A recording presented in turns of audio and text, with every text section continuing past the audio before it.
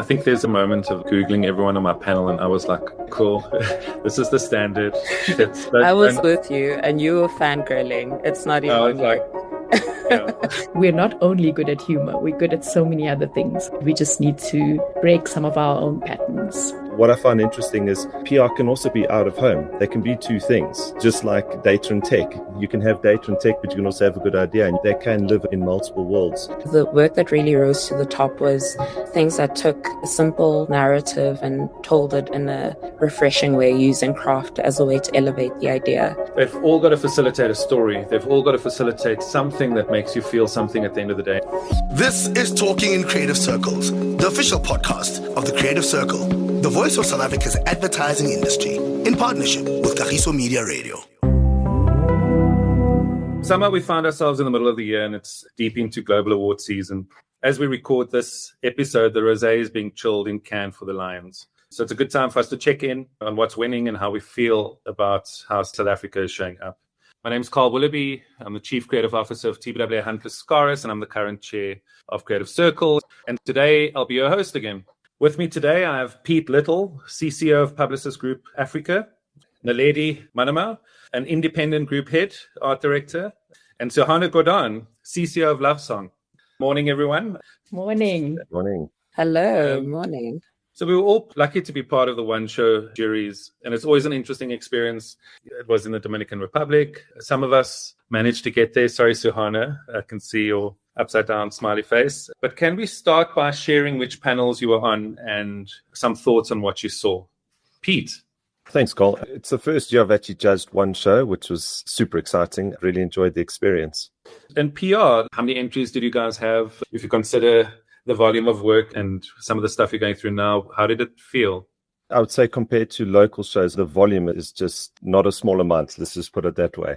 The experience was great, but it was a little overwhelming, if I'm honest. Just loads and loads of great ideas, and you've got to unpick some of the, what makes one better than the other. And it comes down to nuancing. So that I did find difficult, and you're under time constraints and you've got a day job. So that I found exciting, but also a little overwhelming. But the experience itself was really, really good. I have heard a few horror stories of egos and people jostling for their piece to get through or their best mate's piece to get through. But, I had a jury set that was actually really lovely people, just really, really good people. These were people from 6 continents. It's an American award show, so there's obviously going to be a few more American-based people in there than anyone else, but really lovely people. But that didn't stop them from being absolutely brutal on the work. Fair, but brutal. So really good experience from my point of view. Naledi, how was your experience? How was your panel? So I was judging moving image craft and production because I'm a film girl. But yeah, I thought it was really such an incredible experience. Like Pete, it was my first time judging one show, and actually physically going to the show was also an experience in itself. The caliber of work is just so incredible. I think the process as well, in your first rounds and just seeing the bodies of work as they come through every week, it's almost like a sense of one-upmanship in terms of the level. That first week you see some work and you're like, oh, that's so cool. But then there's so much more waiting for you as you go along. Yeah, it was just really incredible. And also having access to judging some of my favorite brands' work in an unbiased way. But yeah, it feels very cool to be on the other side of some of the best work in the world and judging alongside your favorite creatives, which is really awesome. I think there's a moment of Googling everyone on my panel and I was like, cool, this is the standard. I was with you and you were fangirling. It's not even I was like yeah. Johanna, you were, besides being on the audio and radio jury, you were also actually jury president. I mean, that is pretty incredible. You can't hear us clapping in the background, a gal clap, but it was pretty incredible. How was that for you? Yeah, that was my first time being a jury president. One show actually never used to have jury presidents before. It's something new they introduced last year. And I was quite nervous. I think it's a different role to being on the panel. I did some homework beforehand. I called Rob McLennan and Fran Lucken because they've both done it at a big international show like Cannes. So I called them up and had a chat about how to approach it because no one really, teaches you this stuff. And they gave some excellent advice. And the difference from being a jury member to being a jury president is that you can't totally give everything of your opinion the way you would when you're on a panel. So your job is to steer the room to make sure that the unheard voices are heard. What's really great is you get to give your perspective on what you're looking for this particular panel and the message you want to send out to the whole advertising world. It's also quite a technical job because when you look at the first round of results, it's overwhelming. You just see everyone's faces are a bit shocked because they're surprised at where things landed. And so then you spend the rest of the time kind of moving pieces up and down, and it becomes quite technical. But I found the jury so thorough and so patient because it's easy to get tired and fed up, but they weren't, and really, really caring about the work. So that was amazing. And being a JP is hard work, but it's really interesting and different. South Africa does traditionally really well with radio and audio, right? So I guess you're seeing a body of work and you're seeing a standard from around the globe now. One piece that did well specifically in the audio category, it was the Hansa radio. It's great radio. I really love that radio. But the thing always comes up around traditional radio, traditional audio versus audio that's tech and all that. You know, if you consider the body of work, because that's a traditional radio spot. Well done to Joe Public for that. But how did it stack up against the rest of the work? Yeah, it was very interesting because a lot of the work was non-traditional radio, and also the categories are serving the non-traditional space, the subcategories within radio and audio. So that also leads the kind of work that is entered. And it was very interesting because the initial round of when we first received the results, the way it landed was that most of the work was being awarded to non-traditional pieces. And somewhere along the line, one of the judges said, hey, everybody, should we not look at that traditional radio? And, you know, we also want to inspire good old traditional copywriting. But what I felt was that it was not top of mind in the jury room. It was like we spent a lot of time discussing the other pieces, and it's almost like we had to make a case for that traditional work. I think there was a lot of debate. And from my side, it was hard to motivate because, you know, the South African pieces were traditional, some of them. But I did where I could. And I think that what you saw in the final results was there because it really stood out in terms of traditional radio. So there were a few other pieces, but didn't deliver on some of the factors that we were looking for. And one of the things that I said as something I'm looking for is work that truly moves people and makes you feel something, because from the get-go, there was a lot of AI work. And I found that it was AI for the sake of AI. And then it became really technical and you start to lose any feeling for the piece of the work. And you almost have to ask, why are they doing this? So that was a lens at which we were looking at the work, is how does it make you feel? Oh, that's a thing. I was in the creative use of data and tech categories. There were actually two categories. So I did a talk on it in the week, but I was like, I'm not the data and tech guy, you know. But when you look at the criteria for the work, ultimately it's about, and I guess AI and all these tools that are popping up, they've all got to facilitate a story. They've all got to facilitate something that makes you feel something at the end of the day. We are here to creatively innovate. We are here to leverage culture, to be relevant, all that stuff. But when we're innovating, it's still got to overall tell a narrative. And those were some of the criteria we had. How is tech or data being used? What is the overall story? And then something else that popped up, impact. What impact has this had? Maybe, Pete, this might be a good way in for you from PR. I mean, PR, we always, as a country, are like, impact, right? Like, how do we scale up against other markets? And you've probably seen a whole lot of work that's like, this is great. From a PR point of view, how did you find the work? Were there themes around smaller markets, bigger markets, where the impact, it felt big enough, even if it was from a small market? Did you have any learnings from that? Yeah, I mean, you talk about kind of impact. Our jury chair, Patricia, was really good. I know Suhana spoke a little bit earlier, is setting the standards, letting the jury know what you're looking for and how to develop your thought process through the best pieces. So there was a few things. I think from a PR point of view, I think, because I've also had a lot of questions around, but what is PR? And isn't that out of home instead of PR? And I think what I find interesting is PR can also be out of home. They can be two things, just like data and tech. You can have data and tech, but you can also have a good idea, and they can live in multiple worlds. But you focus this on organic reach and earned media. So really, those are the two big criteria for the work. So brilliant idea, it can be in different spaces, but really those are the two criteria that we concentrated on. There's a fascination in our industry still, which I do find a bit humorous, around impressions. I mean, the ability to see to see a piece of work is always a bit of a strange one, especially one of the pieces had 18 billion impressions. And you just go, well, hold on, there's so many people in the world. And that means every person had to see it 3/8 of 24, so maybe 2.5 times each, So I found that quite humorous. And we actually did discuss it. It was just like, guys, but I mean, that's not a real thing. But in the PR space, there's some really, really good ideas. It's the usuals, your Spotify spread beats was in there, and that was really good. Everyday Tactician, which we all know, also really lovely. And I was pleased to say there was more than a few really good ideas that didn't require millions of dollars, that they were beautiful ideas, beautifully executed, and understand the audience really well. For example, actually, my favorite piece was a piece for Netflix. I was going to say it only won bronze, but I mean, even to get a finalist at one show is tough. So, I would take a finalist at this point. But, in comparison to some of the other big pieces, it was really, really good. It was a piece for Carlos Alcaraz. So he was launching his new piece on Netflix, a docu. What we loved about that piece was it was a new media or medium. If anybody watches tennis, the ATP Tour, and once you've won a match, you sign the camera. And what was beautiful about that idea is I'd never seen something like that. It was a new media, as I said, a new medium, and it was a captivated audience, right? If I was going to watch a docu on him, I would be definitely watching him playing tennis. So it was a really smart and innovative use of a new media type.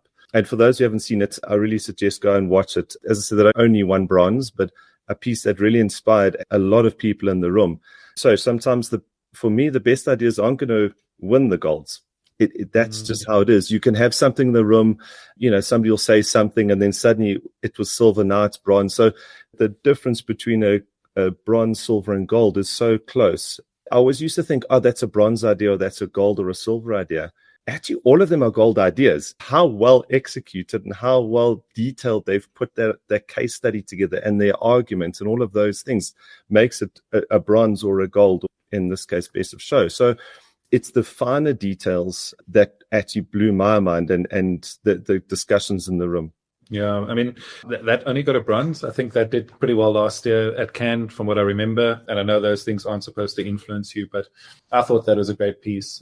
There's a thing with the process of judging where it's almost quite a reflective process. You start questioning your standards. Things are being thrown at you and you've got to navigate these things like, is this big enough? Did this really are we really solving a thing? The onslaught of entries that you've got to go through. Quite a reflective process in terms of almost set a standard and create your standard. But Naledi, film, craft, moving picture, what was that like? I mean, you were like smack bang in the middle of that. What were the things that came up in that space for you?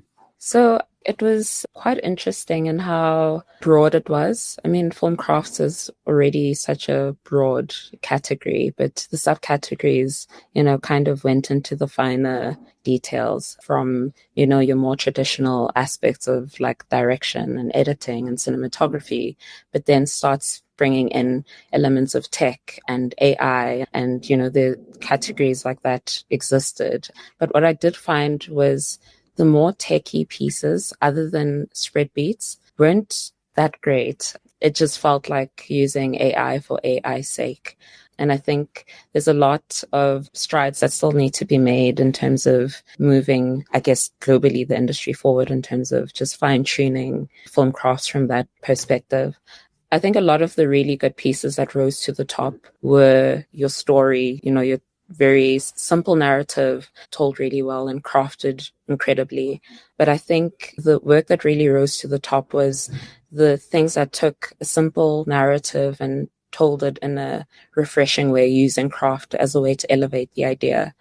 In our room, we kept saying, ideas king, craft is queen, go hand in hand, because sometimes some pieces appear on the screen and it's like, this is so beautiful. But then we're all enamored by how beautiful it is. But then in dissecting the idea, it's like, against something else that ticks both those boxes, then it kind of starts to fall down that ladder.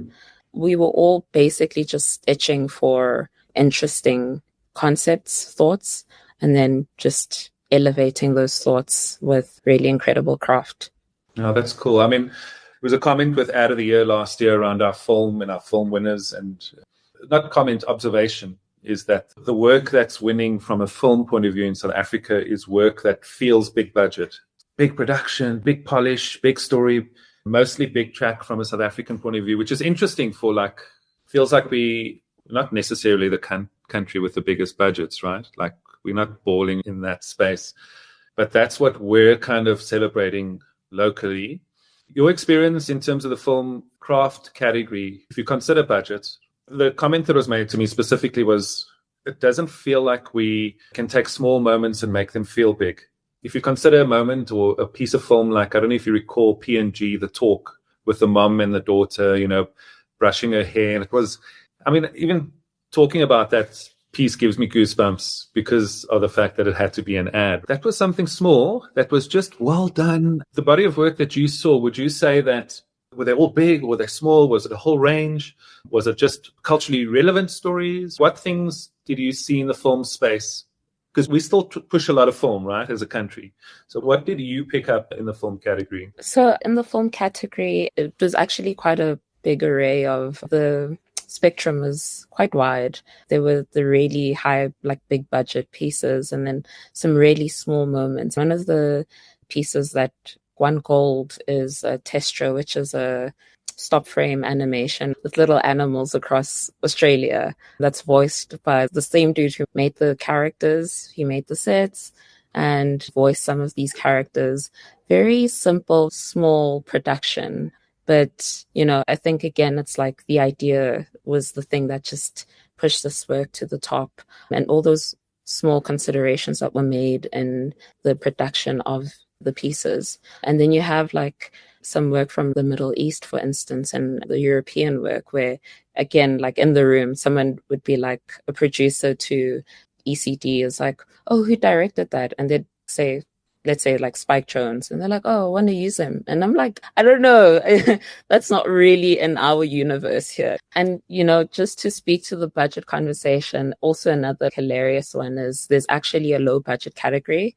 And the measure for low budget is it under 130,000 US dollars? So, Okay. I mean, technically the entire country could enter this category. The loophole, use it, don't use it. But it becomes quite interesting in terms of looking at the work from a budget perspective. The work that rose to the top wasn't necessarily because, you know, it was a massive amount of money that was thrown into it. Again, idea was king. And then how that idea was elevated through the craft was the measure. So it's still the story, right? I mean, it's still, I guess, to Suhana's point earlier, it's about how it makes you feel ultimately. It's still, even though you're in like the craft space, there's still a feeling that we're kind of going for. I mean, maybe that's a thing for me that I've been picking up over the last while is, you know, there's so many different things that pop up with the themes. Let's say budget's a thing, aspect, criteria, or AI or tech, whatever it is, innovation, still how it makes you feel at the end of the day. I think just to jump in here is if you look at the work that is in the category that gets a medal was either funny or purpose work, actually, in our category. There are one or two pieces that fell in the middle. For instance, like a spread beats. Yes, it made you feel something more like mind-blowing, but yeah. Yeah. I'll just speak a little bit about maybe from my side with data and tech. There are two separate categories, but these two kind of popped up everywhere. Spotify spread beats. I mean, we've all mentioned it in some way or another. If you haven't seen that, it's an incredible piece of tech. Apparently, I believe that it took them 9 months or 12 months of programming. And the thing is just the craft is incredible. And it's an interesting thing with a piece like that just kind of goes into all these different categories, whether it's tech, whether it's film craft, even PR, I would imagine. So that was a pretty big piece for me that popped up. And then Michelot, Lap of Legends, if you haven't seen that case study, it's like use of data on another level, right? The production of that in real time data is like crazy next level. Those were two pieces from my side. But maybe what I'd like to ask Johanna is your favorite piece in your category, and was it the Grand Prix? Yeah, so this is another interesting thing about being the jury president is you may have a favorite piece, but you can try and motivate for it. And I did. We actually went through 2 rounds of voting for this piece because I kept speaking it up. And so did other people in the room. but it ended up being silver. And it honestly is really a piece I've thoroughly enjoyed, and you all know it. It's called In Transit. It was for Transgender Visibility Day, where they did this thing. They took the person that is the voice of the New York subway and, like who announces all the things like, please mind the step, or whatever specific train line. They came out as transgender. It was so clever because they used that exact same person to introduce Transgender Visibility Day, where they did the announcements as a woman this time. And I just thought, just from a simplicity point of view, it's such a simple idea, executed so beautifully and apparently at great scale, like everyone saw it and heard it. And what an impact to have it appear in an everyday format like that, I thought was genius. Incredibly moving, incredibly powerful. In the radio and audio category, what was really great was that a lot of the work was about flexing the sheer power of audio in being able to solve a problem. So that was really encouraging. It was great to see that. So, when we were talking earlier about traditional radio versus audio ideas, I think that was what was something that we need to look at as a country, because we're not short of insights and ideas. It's just that we're defaulting to the easiest medium, and not that that medium isn't important to us. In fact, it was a comment I made on the jury that there are still countries where radio is such a big medium, so we can't ignore it. But when I think of ideas like Magnetic Stories, which is the piece that did win gold, In Transit won silver only, but it's like taking audio and solving a problem and also telling a story. So we have that capability and we do it so well. It's just that maybe we need to think of it in other ways. So Magnetic Stories, if you've ever been through MRI, it's quite a scary experience. The sounds that play are very frightening, especially for kids. I mean, it's scary for adults too, which is what makes the idea powerful, is they developed these audio stories that took the sounds that you hear and transform them, not transform the sound, wrote a story around the sounds, that it changed the narrative of what that sound is doing. So it's like, oh, this is a robot gone crazy, or, this is a train going through a tunnel. That was also a really moving piece and really clever because it's doing something to solve a problem. So yeah, I feel like if you ask me which piece was my favorite, it was In Transit, just for the simplicity and impact. My second was Magnetic Stories. And also there was a lovely, silly, wacky piece, which was the Tail Orchestra for Pedigree. You need those pieces that don't try to over-orchestrate a strategy in the idea. It's just that we want to sell Pedigree snacks. These dogs get excited when they see the snacks. Oh, imagine what we could do when they wag their tails using an orchestra. So yeah, lots of great ideas, but also really strong ideas that truly honor the medium of audio. This is the responsible creative in me from a country that doesn't have the ability to do irresponsible stuff, right? Like, not that tail wagging is irresponsible, but it's like, oh my God, you guys did this thing for flipping dogs. I mean, what the hell? Like, who, how? When it comes to work, when it comes to these themes around AI, there's this like pattern behavior, right? So you see work that mimics work, or work that feels like it falls into a specific theme and space and, specific logic. And those ideas, like the tail wagging, it's like that celebrates human creativity, right? Because that for me is like, no AI, no tech's just going to come up with this idea.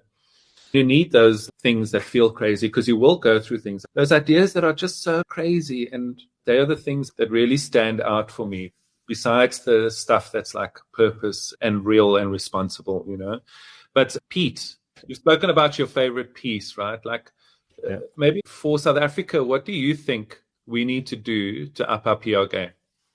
Yeah, it's an interesting one. I always try to look at the work in retrospect, especially in PR space. Truth be told, ahead of this conversation, I went through a lot of the work again, and there's a lot of work there that we actually can do, if I'm honest. The simplicity of some of those pieces, there's some bravery in that. There's bravery in those simple ideas. We spoke a little bit earlier around the simplicity of an idea, and we don't have to make this big thing. We need to celebrate the simplicity of the idea. So I think for us, there's two parts. One is believe in our power to develop, even in the smallest places, the opportunity for a great idea.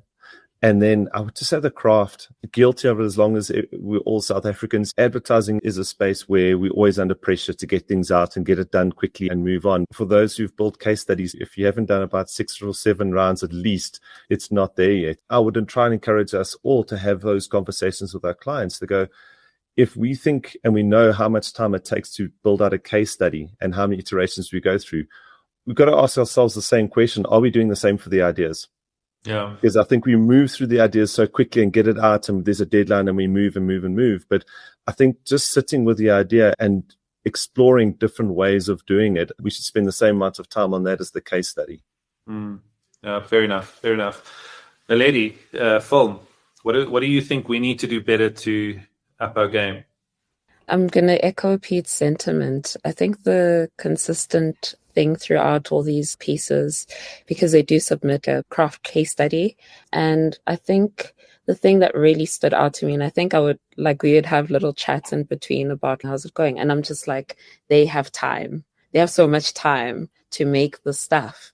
Time does really make so much of a difference, because being able to craft really just needs more time outside of budget constraints or technical constraints. But yeah, time fixes a lot. I think, honestly, I don't have another answer for you. I think it really was another big differentiator between my experience as a South African creative working in the industry versus hearing that this piece took 9 months, or we created little sculptures and baked each individual one per week. We're an industry that's starved with time. We're a time-based industry from a remuneration point of view.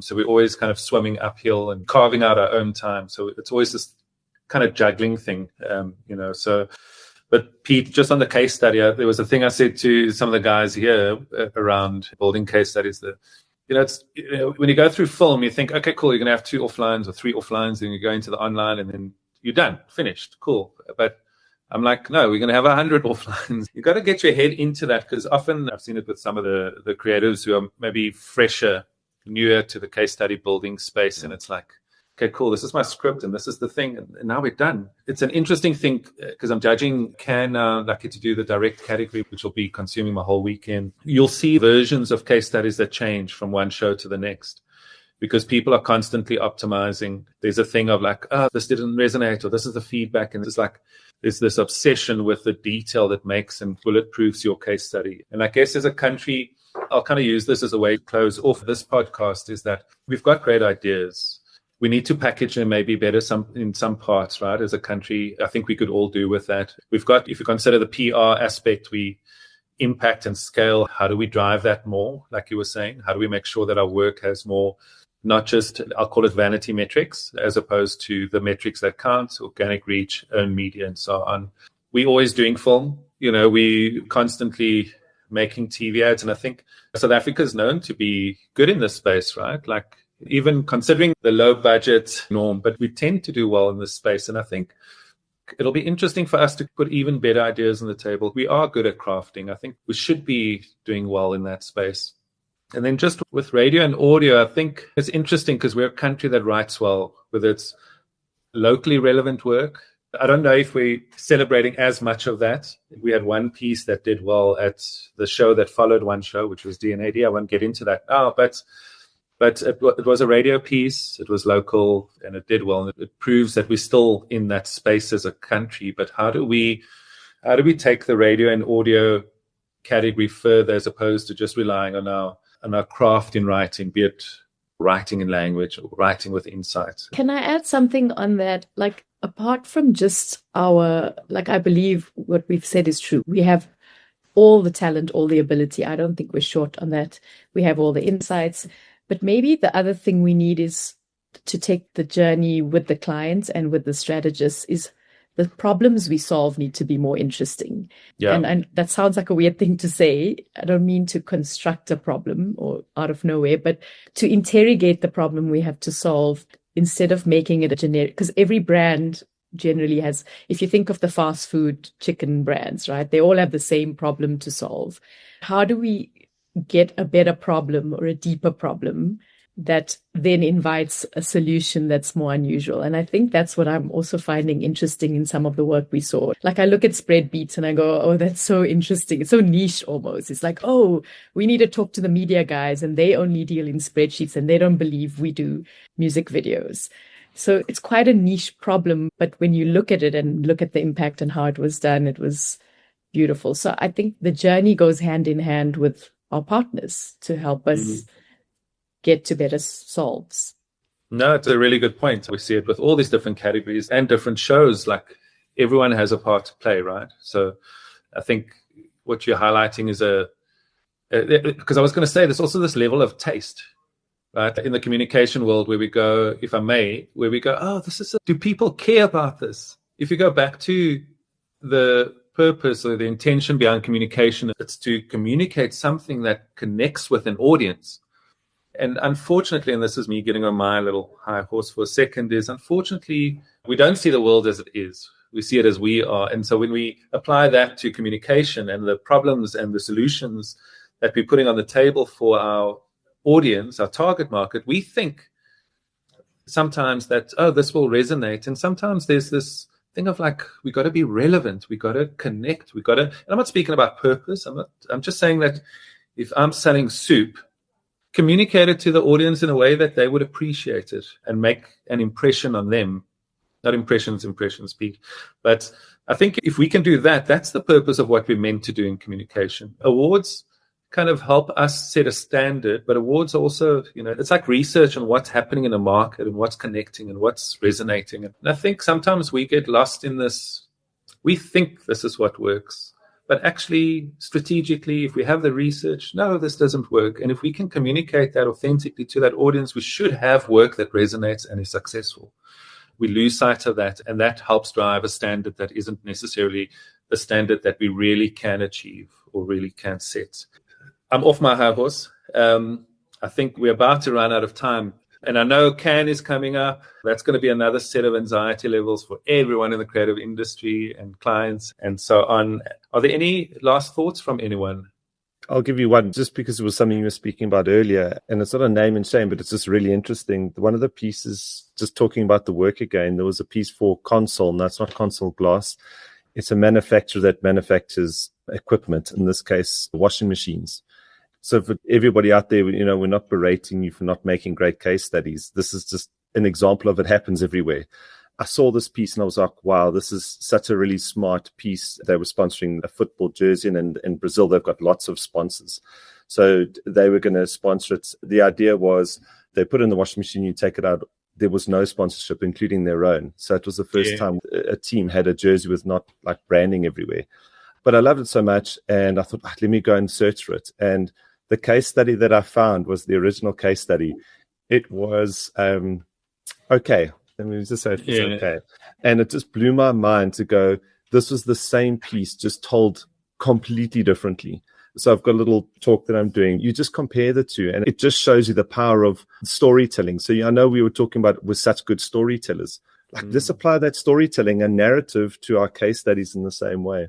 Yeah, in one of the previous podcasts, Alex from Cape Town spoke about that last 10%, the effort that you put in. It's like we celebrate all the stuff that we've done and we think, okay, cool, our job's done and now we're going to move on and we're just going to put a case study together. But it doesn't work that way. Every bit is hard. Everything is effort. And without that effort, you're kind of robbing yourself of the opportunity you can really realize. Naledi, anything from you, Suhana? I think my last words really is just film is a space that we could still do so much better in the coming years. It's a space that we've done well in previously. Yeah, I think all the notes that we've made along this journey, aka podcast, are just such interesting provocations for getting us there. It's about walking the journey with the client, with the strategist, solving interesting problems and finding the interesting way to tell, even if it is just a very traditional narrative. Thanks. There was just a little thing with Cannes last year for the first time. They said there was a correlation between work that works and work that's creative. In terms of the winning work last year, there was a stronger correlation. And I think everything counts. The problem you're solving, building the relationship with clients, it's all that stuff counts. You got to work it all to make better work, right? Suhana, anything from your side? Yeah, to say also that when we're entering, really need to interrogate the subcategories, because the jury members, and certainly in our jury, they were like, is this really whatever? Say it was custom content. Is this piece really suitable for that subcategory? Sometimes we forget that the subcategories in the judging process are really important. When you win, you're not thinking of which category, you're just excited it won. I think we could do better at interrogating that. And then obviously we've spoken about what we could do better, and not to fall into the trap of loving ourselves sometimes just unconditionally, but to kind of go like, we do stand up on those international stages. I was really proud of our traditional radio, even like the Hansa Pilsner stuff was really funny. It won in humor. Bedtime stories, people were speaking about it in the room. The Flake Project, Halls, which wasn't from South Africa, but written by a South African now living abroad. So I just want to remind us how good we are. And I think we're not only good at humor, we're good at so many other things. We're good at pathos, humor, creating meaning. So we have all the things we need. We just need to break some of our own patterns. 100%. I mean, I think I'm super pro SA, our standard and all that. And other people, the industry globally does still respect South Africans. You know, I'm seeing that through some of the conversations. I'm still experiencing that. Our reputation is still really good. We need to leverage the strengths that we do have. But guys, we never spoke about Dominican Republic. Oh my God. Sorry, Sue. We will speak about that at another stage when you're not on the podcast. We were so bummed. It was like, I think it's just something to say on that. It's not necessarily only the glamour. You guys can talk about the glamour, but there is something about meeting the other judges in person, having those casual chats between stuff that I really missed out on. I loved our jury members and I wanted more time with them, but we had these 4 or 5 hours online. But tell me all about the glamour. We'll tell you, I'll do a little nod on that. Sorry, Sue. But I think, the one thing was child-free, nothing against parents with kids. The place, you could just talk about the work. So you're getting to know the people and you're building connections with people that you take with you. So when you're breaking for lunch or you're having tea, and it's all the stresses and all the stuff you're going through and processing and insecurities and all that kind of stuff, right? You're dealing with the best of the best. You're dealing with head of this agency globally. And you're like, oh my God, this is pretty incredible. It's quite inspiring. And I have to say, just a little shout out to Kevin Swanepoel and his team for what they're doing with one show. If I can, just to wrap up, I'm comparing it to the show I'm judging now, and the volume of work might be a little less, but it's concentrated and solid, and the standard is high. One show is not an easy thing to win. If you are winning from a South African point of view, achieving winning any medal, getting merits, well done. One show it's a pretty big deal, and it was a real privilege to go to a place remote, away from distractions, and just celebrate the work and the people who are celebrating the work. And I think that's where we'll leave it for today. It was a really good chat. Good luck to everyone with awards, not just here on the podcast, but everyone who might be listening to this. I know it's award season. It's a bit crazy. It's silly season in that space.